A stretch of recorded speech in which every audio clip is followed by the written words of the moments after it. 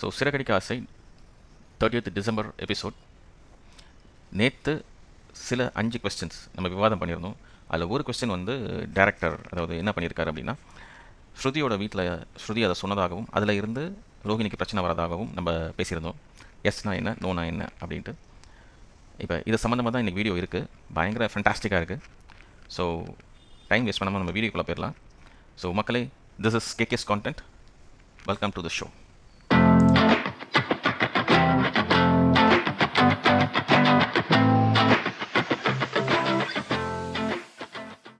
ரோகிணியோட phone வந்து ring ஆகுது.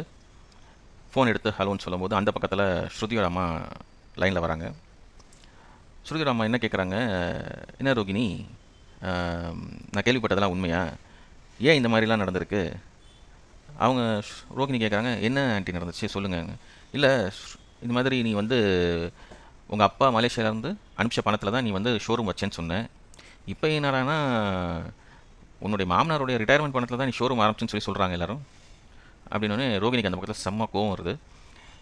Aunty, இதை பற்றி நீங்கள் பேசுகிறதா இருந்தால் நீங்கள் பேசணும்னு அவசியம் இல்லை, ஏன்னா இது எங்கள் வீட்டு பிரச்சனை, இதை நாங்கள் பார்த்து சால்வ் பண்ணிக்கிடுவோம் அப்படின்னோடனே அந்த பக்கத்தில் ஸ்ருதியோட அம்மா கோவம் வருது. நம்ம வீடுன்னா அப்போ நான் எந்த வீடு? இல்லை ஆண்டி, நான் சொன்னது புரிஞ்சுக்கோங்க, இது வந்து எங்களோட பர்சனல் விஷயம், அதனால இல்லை நீங்கள் தலையிடாதீங்கன்னு சொன்னேன். ஓ, நீ இப்படிலாம் வேறு பேசுவியா?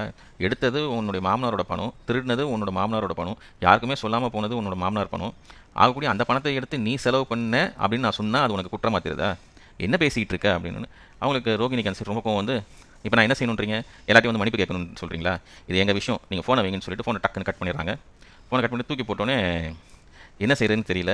சரி, அப்படியே நடந்துக்கிட்டே இருக்காங்க. அப்போ அந்த நேரத்தில் இன்னொருக்கு மறுபடியும் அவங்களுடைய ஃபோன் ரிங் ஆகுது. ரிங் ஆனோடனே ஃபோனில் கோவத்தோட என்ன ஆண்டி பண்ணணும் அப்படின்னு சொல்லி திருப்பி ஸ்ருதியோட அம்மா தான் பேசுகிறாங்கன்னு நினச்சிக்கிட்டு கத்துறாங்க மறுபடியும். அந்த சைடு பார்த்தீங்கன்னா ரோகிணியோட அம்மா தான் ஃபோனில் வராங்க.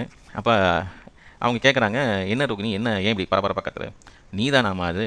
இல்லை, இந்த ஸ்ருதியோட அம்மா எனக்கு ஃபோன் பண்ணி என்னை டார்ச்சர் பண்ணுறாங்க, ஏன் என்ன சொல்லாமல் பணம் எடுத்த, ஏன் செலவு பண்ண, மாமனோட ரிட்டையர்மெண்ட் பணம் இப்படின்னு என்னை போட்டு உண்டுலன்னு ஆக்குறாங்க, எனக்கு என்ன பதில் சொல்கிறதுனே தெரியல, அதனால தான் மறுபடியும் நான் ஃபோனை கட் பண்ணிட்டு தூக்கி போட்டேன், மறுபடியும் ஃபோன் அடிச்சோன்னா அவங்க தான் நினச்சி உன்ட்ட கத்திட்டேன் அப்படின்னோடனே ரோகிணியோட அம்மா சொல்கிறாங்க, சரி விடு, என்ன பண்ணுறது, எல்லாம் இப்படி நடந்துக்கிட்டு இருக்கு. நான் அப்போ அந்த நேரம் ரோகிணி சொல்கிறாங்க, நான் உன்னை நம்பித்தான் என் மாமியார்கிட்ட போய் நின்று சாரி கேட்டேன், இப்போ அவங்க வந்து என்னை வந்து மதிக்க கூட மாட்டேங்கிறாங்க, சாரி கேட்டால் உன் சாரிலாம் எனக்கு எதுக்கு வேணும்னு சொல்லி அந்த தூக்கி போட்டு போயிட்டாங்க. அப்போ அந்த ரோகிணியோட அம்மா சொல்கிறாங்க, அது அப்படி தான் இருக்கும், முதல்ல போக போக தான் அவங்க வந்து இறங்கி வருவாங்க, அது வரைக்கும் நான் என்ன வெயிட் பண்ணவா அப்படின்னு. வேறு வழி இல்லடி, வெயிட் பண்ணி தான் ஆகணும், கொஞ்சம் பொறுமையாக இரு, எல்லாமே சரியாக போயிடும் அப்படின்ட்டு ரோகிணியோட அம்மா வந்து ஒரு பெரிய அட்வைஸ் கொடுத்து ஃபோனை கட் பண்ண சொல்லிவிட்டு முடிக்கிறாங்க. அவங்க முடித்த உடனே கொஞ்ச நேரம் கழித்து ரோகிணியோட ரூமில் டம்முன்னு தட்டுறாங்க. யாருன்னு பார்த்தா அந்த சரி விஜயா. நல்லா தெரியும் அவங்க தான் வரப்போகிறாங்கன்ட்டு. ஸோ அந்த கான்வர்சேஷன் ரொம்ப சூப்பராக இருக்கும். அப்போ ரோகிணி கதவு திறந்து மெதுவாக வெளியே வராங்க. உடனே ஆண்டி சொல்லுங்கள் ஆண்டி, ஏய் என்ன நினச்சிக்கிட்டு இருக்க, யார் வீட்டில் வந்து உட்காந்து என்ன பண்ணிகிட்டு இருக்க அப்படின்றாங்க. என்ன ஆண்டி ஆச்சுன்னு. சரி, ஸ்ருதியோட அம்மாட்ட உன் இஷ்டத்துக்கு பேசுனியாமல. உடனே கரெக்டாக மனோஜ் உள்ள அவங்க ரூமில் இருந்து, அதாவது அவங்க அம்மாவோட ரூம்லேருந்து வெளியில் வரான். வந்தோடனே மனோஜ், நீனும் கிளம்பலையாடான்னு சொல்லி ரோகிணி விஜயா கேட்குறாங்க. இல்லைம்மா, இந்த கிளம்பணும், உடனே கிளம்பு அப்படின்னு சத்தம் போடுறாங்க. அவன் உடனே இல்லைம்மா, இந்த வண்டி சாவி எடுக்க போகிறேன். வண்டி சாவி எடுக்க போறியா? அப்போ என்ன செய்யணும், இப்போ உடனே கிளம்புனா நீ வண்டி சாவி எடுக்க உள்ளே போகிறேன்னு. இல்லைம்மா, உள்ளே தான் வண்டி சாவி வச்சுருக்கேன். உடனே போய் வண்டி சாவி எடுத்துகிட்டு கிளம்புன்னு சத்தம் போட்டோடனே கிளம்புறான். கிளம்புனோடனே ரோகிணியை வந்து இவங்க முறைக்கும் போது அவன் பார்க்குறேன் ஏதோ சம்திங் நடக்க போகுது அப்படின்ட்டு உடனே அந்த படிக்கக்கிட்ட போய் நின்றுக்கிட்டு வேடிக்கை பார்த்துட்டு வேகமாக கீழே ஓடி போயிடுறான். ஓடி போனோடனே விஜயா ரோகிணியை பிடிச்சிக்கிறாங்க. நெல்டி எங்கடி போகிற அப்படின்னு கேட்குறாங்க. இல்லை ரூம்குள்ளே தான் போகிறேன். நீ ஒன்றும் பண்ண வேண்டாம், இங்கிட்டு வா அப்படின்னோடனே, நீ என்ன நினச்சிக்கிட்டு இருக்க, இந்த அறத்துறத்து வேலைலாம் என்கிட்ட பார்த்துட்டு இருக்காத, ஒழுங்காக மரியாதையாக நடந்துக்கிறதா இருந்தால் வீட்டில் நடந்துக்கோ, உன் இஷ்டத்துக்கு நடக்கிறதுக்கு உன் வீடு கிடையாது பார்த்துக்கோன்னே. ரோகிணிக்கு என்ன சொல்கிறேன்னு தெரியல. பேசிகிட்டு இருக்கும்போது அந்த சைடு வந்து மீனா வராங்க. மீனா வரதை பார்த்தோன்னே ரொம்ப என்ன சொல்கிறது, ஒரு ஆக்வர்ட் சிச்சுவேஷன் ஆயிடுச்சு அவங்களுக்கு. அந்த சிச்சுவேஷன் ஹேண்டில் பண்ண முடியல. அப்போ சொல்கிறாங்க, இல்லை ஆண்டி, நான் சரியாக தான் சொன்னேன், கோவமாலாம் சொல்லலை ஸ்ருதியோட அம்மாட்ட, இது எங்கள் விஷயம், நாங்கள் பார்த்துக்கணும். அப்போ அவங்க எந்த வீட்டு சம்மந்தப்பட்டவங்க, இந்த வீட்டை சம்மந்தப்பட்டவங்க தானே, உனக்கு ஒரு பிரச்சனைனா அவங்கள கூப்பிட்டு வச்சுக்கிடும், உனக்கு இன்னொரு பிரச்சனைனா வேணான்னு அனுப்பிச்சி விட்ருவியா? அது எப்படி நீ இப்படி பேசலாம்? இல்லை ஆண்டி, நான் இனி பார்த்து பேசிக்கிறேன், வாயை மூடிட்டு பேசாமல் இருக்கிறதா இருந்தால் கரெக்டாக இருந்துக்கோ, இந்த இஷ்டத்துக்கு என்னோடய வீட்டு சம்மந்தம் இருக்கிட்டெல்லாம் வந்து உன் வாயிலிருந்து வந்த வார்த்தைகள்லாம் போட்டு அவங்க வந்து தாளிக்காத, பார்த்து நடந்துக்கொண்டோன்னே. சரி ஆண்டி அப்படின்னு சொல்லிட்டு அவங்க போயிடுறாங்க. உடனே மீனாவை பார்த்துட்டு விஜயா சொல்கிறாங்க, என்ன மீனா இங்கே வந்து நின்றுட்டுருக்க அப்படின்னு. இல்லை, நான் சுடு தண்ணி வச்சு கேட்டேன்ல, எனக்கு இவ கூட பேசி தொண்டை தண்ணியை வற்றி போச்சு, சுடு தண்ணி வச்சு எடுத்துகிட்டு வா அப்படின்னோடனே மறுபடியும் ரோகிணிக்கு அது ஒரு ரொம்ப ஹேட்ஃபுல் வேர்ட் ஆயிடுச்சு. அவங்க சரின்ட்டு உள்ளே போயிடுறாங்க. இந்த பக்கத்தில் மீனாட்ட சொல்லிவிட்டு இவங்களும் உள்ளே போயிடுறாங்க. போன உடனே ஸ்ருதி டைனிங் ஹாலுக்கு வராங்க. அப்போ அங்கே ஃப்ரிட்ஜை திறந்து ஐஸ் வாட்டர் குடிக்கும்போது மீனா குடுகுடுன்னு ஓடி வந்து, ஏங்க ஸ்ருதி, நல்லாவா இருக்குது நீங்கள் ஐஸ் வாட்டர் குடிக்கிறது? நீங்கள் வந்து பல குரலில் பாடுறவங்க, நீங்கள் வந்து ஐஸ் வாட்டர் குடிச்சிங்க, தொண்டை கட்டிட்டு அப்புறம் லொக்கு லொக்குன்னு இருமிட்டு அப்புறம் உங்களுடைய சான்சஸ் வந்து வேஸ்ட்டாக போகும், தயவுசெய்து குடிக்காதீங்க. இல்லை மீனா, எனக்கு ஐஸ் வாட்டர் குடிக்கிறது ரொம்ப பிடிக்கும், அதெல்லாம் ஒன்றும் செய்யாது.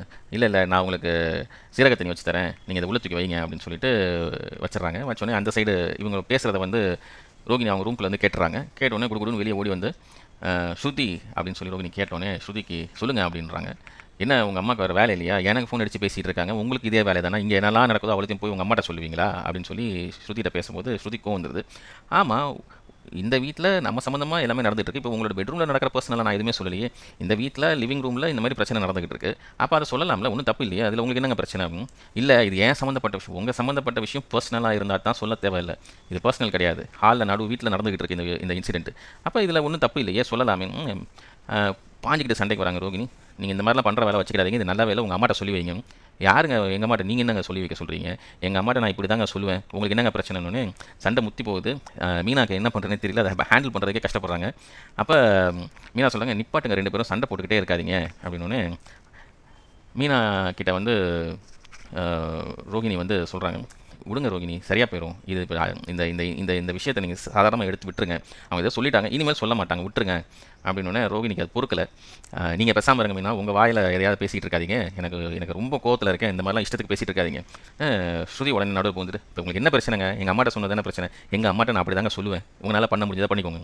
ஸ்ருதி, ரொம்ப ஓவராக போயிட்டுருக்கீங்க, சரி கிடையாது, உங்களால் முடிஞ்சதை நீங்கள் பார்த்துக்கோங்கன்னு மீனா சமரசம் பண்ணி வைக்கிறாங்க. ரோகிணி, நீ உங்கள் ரூமுக்கு போங்க, ஸ்ருதி நீங்கள் வாயை மூடிட்டு பேசாமல் இருங்க, சண்டைலாம் போட்டுட்டு இருக்காதிங்க, இப்போ டைம் ஏதோ சரியில்லாமல் போயிட்டுருக்கு. ரோகிணி ரூம் போட்டோம், நீங்கள் இந்த சைடு வாங்கன்னு சொல்லி ஸ்ருதியை கையை பிடிச்சி மீனா இழுத்துக்கிறாங்க. வந்துட்டு, வாங்க, நான் உங்களுக்கு சீரக தண்ணியை வச்சு கொடுக்கல, நீங்கள் அதை குடிங்க அப்படின்றாங்க. அவங்க ரூமுக்கு போன ரோகிணி உடனே மனோஜுக்கு ஃபோன் பண்ணுறாங்க. மனோஜ் ஃபுல் ரிங் போது மனோஜ் எடுக்கலை. மனோஜோட மைண்ட் வாய்ஸ் வந்து, இப்போ ரோகிணி ஃபோனை எடுக்கலாமா வேண்டாமா, சரி எடுக்கணுன்னா நம்ம அம்மாட்ட கேட்டுக்கிடுவோன்னு சொல்லிட்டு ஃபோன் ஃபுல் ரிங் போனோடனே அவங்க அம்மாவுக்கு மனோஜ் போடுறாரு. அம்மா, இந்த மாதிரி ரோகிணி எனக்கு கால் பண்ணுறா, நான் எடுக்கவா அப்படின்னு. அவளுக்கு என்னவா, இப்போ உனக்கு எதுக்கு கால் பண்ணுறா? தெரியலம்மா, எனக்கு கால் பண்ணுறா, நான் இப்போ வீட்டுக்கு கிளம்பி வந்துடுவா அப்படின்னு. வீட்டு கிளம்பி வர போறியா? ஏதோ கம்பெனியிலேருந்து லோடெல்லாம் வருதுன்னு, அதெல்லாம் இறக்கலையா? இல்லைம்மா, அதெல்லாம் வந்து இங்கே ஸ்டாஃப் பார்த்துக்கிடுவாங்க, என்ட்ரி அவங்களே போட்டுக்கிடுவாங்க. இங்கே பாரு மனோஜ், அடுத்தவங்களை நம்பி வாழ்ந்தது போதும், நீ வாழ கற்றுக்கோ அப்படின்னு சொல்லி விஜயா சொல்கிறாங்க. இப்போ நான் என்னம்மா பண்ணட்டும்? நைட்டு உட்காந்து ஸ்டாக்கை இறக்கு, வேறு ஒன்றும் பண்ண வேண்டாம், நீ வீட்டுக்கு வராத, நீ இன்றைக்கி நைட் அங்கேயே படுத்துக்கோ. இல்லைம்மா, இந்த ஸ்டாக்கு கொஞ்சம் இறங்கிருச்சு, கொஞ்சம் போல தான் வரணும், பரவாயில்லடா, நீ அங்கேயே படுத்து நீயே ஸ்டாக்கை கவுண்ட் பண்ணி அங்கே நீயே இறக்கு அப்படின்றாங்க. அப்போ நைட்டு பக்கத்தில் ஹோட்டலில் வாங்கி சாப்பிடு. இல்லைம்மா, சாப்பிட்றாங்க வாங்கிட்டு அங்கேயே சாப்பிட்டுட்டு அப்படியே அங்கே படுத்துக்கோ, நைட்டு வீட்டு பக்கம் தலை வச்சு கூட படுக்காத, நீ அங்கேயே இருந்துக்கோன்னு சொல்லி சத்தம் போட்டு ஃபோனை வச்சிடறாங்க. ஃபோனை வச்சோடனே ஃபோன் வைக்கிறதுக்கு முன்னாடி ரோகிணிகிட்ட பேசவான்னு கேட்கும்போது, சரி ஃபோன் வச்சு பேசிக்கோ, ஏன்னா விஷயங்கள் மட்டும் என்னென்னு கேட்டுக்கோன்னு சொல்லிட்டு அவங்க ஃபோனை வச்சிடறாங்க. அப்போ மனோஜ் அடுத்து கட் பண்ண உடனே அங்கிட்டருந்து ரோகிணியோட கால் உள்ளே வருது. கால் வந்தோடனே மனோஜ் சொல்கிறாரு, சொல்லு ரோகிணி, என்ன மனோஜ், நீ அப்படியே விட்டுட்டு போயிட்ட, என்ன விஷயம்னு சொல்லி கொஞ்சம் இமோஷனலாக பேசுகிறாங்க. இப்போ மனோஜ் சொல்கிறாரு, அதெல்லாம் சார் தான், என்ன பிரச்சனை சொல்லுங்க. இல்லை, நீ எப்போ வீட்டுக்கு வருவேன்? நான் வீட்டுக்கெலாம் வர ஐடியாவே இல்லை, எனக்கு ஸ்டாக் வந்திருக்கு, இன்னும் கொஞ்சம் நேரத்தில் இன்னும் நிறைய ஸ்டாக் வர வேண்டியது இருக்குது, நான் அதை என்ட்ரி போட்டு கம்ப்யூட்டரில் ஏற்ற வேண்டியது இருக்குது, நான் தான் இங்கே இருந்து பார்க்க போகிறேன். இல்லையே, அதுக்கு தான் நம்ம ஸ்டாஃப் போட்டிருக்கோம், அதை அவங்களே பார்த்துக்கிடுவாங்க. அப்போ மனோஜ் சொல்கிறார், இல்லை ரோகிணி, இனி வந்து யாரையும் நம்புறதா இல்லைன்னு சொல்லி ஜாடமாடியாக பேசுவார். அது ரோகிணிக்கு ரொம்ப ஹர்ட்ஃபுல்லாக இருக்கும். என்னடா இவன் இப்படி பேசிக்கிட்டு இருக்கான் அப்படின்னு. சரி, இப்போ நைட்டு நீ சாப்பிடக்கா வா. இல்லை, நான் நைட்டு இங்கே பக்கத்துலேயே ஹோட்டலில் வாங்கிட்டு நான் இங்கே படுத்து தூங்கிடுவேன், நான் காலையில் உன்னை பார்க்குறேன் அப்படின்னு சொல்லிட்டு அவர் ஃபோனை வச்சுருவார். ரோகிணிக்கு என்ன பண்ணுறதுன்னு தெரியாது. அப்போ அந்த நேரம் வந்து விஜயா வேகமாக வெளியில் வருவாங்க, மீனான்னு கத்திட்டு. ஸோ அந்த சவுண்டு கேட்டுட்டு ரோகிணி வெளியே வருவாங்க. அப்போ மீனாட்ட விஜயா சொல்லுவாங்க, மனோஜ் நைட்டு வரமாட்டான், சாப்பாடு எதுவும் செய்யாத அவனுக்குன்னு. அப்படியே அத்தை சரி தன்னு. அதை அப்படியே ஸ்டன் ஆகி ரோகிணி பார்க்குறாங்க. விஜயா மறுபடியும் ரூம்குள்ளே போனோன்னு ரோகிணி மீனா வந்து ரோகிணிகிட்ட போய், சரிங்க நீங்களாக சாப்பிடுங்க, நைட்டு உங்களுக்கு நான் குருமா ரெடி ஆயிடுச்சு, கொஞ்சம் நேரத்தில் சப்பாத்தி போட்டுருவேன், சாப்பிட வந்துருங்கன்னு. இல்லை மீனா, எனக்கும் சாப்பாடு வேண்டாம்னு சொல்லி அவங்களும் போயிடுறாங்க. என்னடா அது இப்படியே நடந்துகிட்டு இருக்குன்னு சரின்ட்டு மீனா போயிடுறாங்க, என்ன சொல்கிறேன்னு தெரியாமல். அப்போ தான் வந்து அண்ணாமலை அந்த இடத்துல வராரு. உள்ளே வந்துட்டு மீனான்னு கத்திட்டு வரல, மீனான்னு சத்தம் போட்டு வராரு சவுண்டாக. அப்போ மீனா, சொல்லுங்கள் மாமான்னு, ரோகிணி வந்தாச்சாம்மா அப்படின்னு கேட்குறாரு. வந்துட்டாங்க மாமா, ஆனால் யார்கிட்டையும் பேசல, ரூம்குள்ளே தான் இருக்காங்க அப்படின்னோடனே, சரி அத்தை எங்கே? அவங்களும் அவங்க ரூம்குள்ளே தான் இருக்காங்க. சரி மனோஜ் வந்துட்டாங்க, மனோஜ் நைட்டு வர வேணான்னு சொல்லிட்டாங்க போல மாமா, எனக்கு நான் சப்பாத்தி போடுறேன் அப்படின்னதுக்கு, சப்பாத்தி மனோஜ் போட வேணாம், அவர் ஆஃபீஸ்லேயே இருந்து கொடுவாருன்னு சொல்லி, இப்படி பண்ணுறாரா அப்படின்னு சொல்லிட்டு மைண்ட் வாய்ஸ்லேயே போயிட்டு இருக்கு அவருக்கு. போனோடனே சரிம்மா நீ என்ன வேலையை பாரு அப்படின்னு சொல்லிட்டு ரூம்குள்ளே போயிடுறாரு அவரும். இந்த சைடு கிச்சன் வேலையை முடிச்சுட்டு இவங்க ஹாலுக்கு வரும்போது கரெக்டாக முத்து என்ட்ரி ஆகிறாரு ஹாலுக்கு. என்ட்ரி ஆகும்போது ரோகிணி கேட்குறாரு, எங்கே இந்த பார்லர்மா உள்ளதாங்க இருக்காங்க பேசாமல் மெதுவாக பேசுங்க அப்படின்னு. சரி சரி நீ சொல்லு, பார்லர்மா வந்தாச்சு. சரி மனோஜ் எங்க? மனோஜ் வந்து அத்தை வந்து வீட்டுக்கு வர வேணாம், நீ நைட்டு அங்கே ஆஃபீஸ்லேயே படுத்துக்கோன்னு சொல்லிட்டாங்க. என்னடா இது புது கதையாக இருக்குது. அதுதாங்க எனக்கும் தெரியல. எனக்கு தெரிஞ்சு மனோஜையும் ரோகிணியும் அத்தை பிரிக்கிறாங்கன்னு நினைக்கிறேன். ஆமாம் மீனா, அதுதான் நடக்குது. அது தப்பு, அது செய்யக்கூடாது அம்மா. ஆனால் இந்த எங்கள் அம்மாவுக்கு வேறு வேலை இல்லை, இந்த மாதிரி தான் எதையாவது ஒன்று பண்ணிக்கிட்டே இருப்பாங்க. சரி பார்க்கலாம் என்ன நடக்குதுன்ட்டு. அதுவும் சரிதாங்க, ஏன்னா தப்பு 2 பேருமே பண்ணியிருக்காங்க. ரோகிணி மட்டும் தண்டிக்கவும் கூடாது. அப்போ இந்த சைடு உங்கள் அண்ணனையும் தண்டிக்கணும்ல, அதுதான் தெரிஞ்சதில்ல, அதை செய்ய மாட்டாங்கன்ட்டு அதை பற்றி பேசி பிரயோஜனமே கிடையாது. இல்லைங்க அதெல்லாம் கிடையாது, தண்டனைனா 2 பேருக்கும் கொடுக்கணும், ரோகிணிக்கு மட்டும் சரி கிடையாது அப்படின்ட்டு 2 பேர் டிஸ்கஸ் பண்ணிகிட்டு இருக்காங்க. அங்கே டேரக்டர் வந்து தொடர்ந்து போட்டார். ஸோ மக்களே, this is the end of this episode. இன்றைக்கி நான் இன்னும் கொஞ்சம் பெட்டராக ஆயிருப்பேன்னு நான் நினைக்கிறேன். ஸோ என்னுடைய இந்த சப்ஸ்கிரிப்ஷன் பிடிச்சிருந்தேன்னா please subscribe to my channel. So அப்போ தான் நான் போட வீடியோஸ் வந்து உங்களுக்கு கரெக்டாக வந்து சேரும் daily. Thank you so much for வாட்சிங் திஸ் வீடியோ.